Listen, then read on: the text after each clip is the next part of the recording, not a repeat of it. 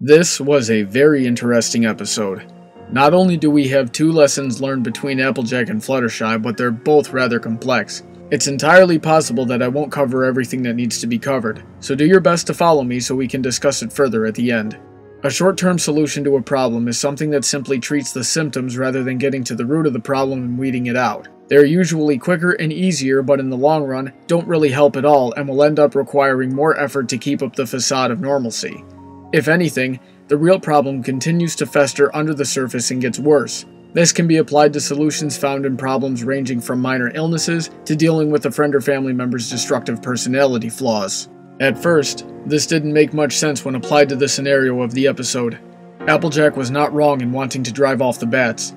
Fluttershy's compassion would have realistically brought a steep cost to Applejack, Sweet Apple Acres, and potentially Ponyville as a whole. Whatever Granny Smith did to get rid of the vampire bats in the first place, it must have worked pretty well because they hadn't returned in so long, so the smart thing to do would have been to drive them off again. But then I considered the fact that Granny Smith had lost a large section of her orchard while driving off the bats the first time, and the same process would have likely yielded similar results. Though Applejack was justified in her desire to get the bats to stop eating her crop as soon as possible so they can drive them out with minimal loss, the short-sightedness of the plan came in neglecting all of the possible side effects, especially while dealing with a type of magic that has a history of backfiring.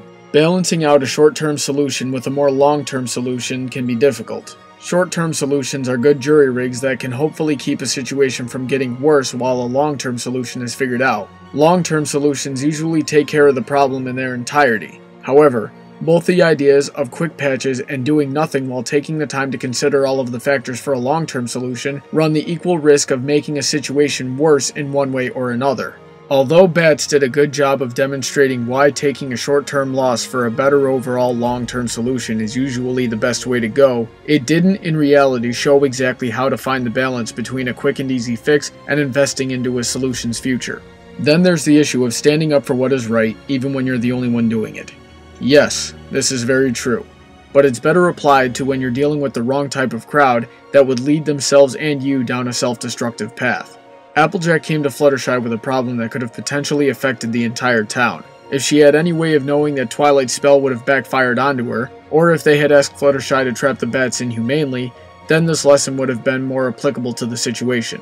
However, that wasn't the case in this episode. Fluttershy's ability was needed for a cause that was ultimately a lot bigger than herself. If anything, it's not even breaking the vow that she made to herself because of how drastic the situation could have become if nothing was done. With all of that said, we do have an example of Fluttershy keeping her vows and denying her friends for a greater good. This would be the case of Keep Calm and Flutter On. When the obvious short-term solution was to imprison Discord, Fluttershy knew that keeping her promises and showing him the kindness that nobody else had ever shown him before would soften Discord's heart.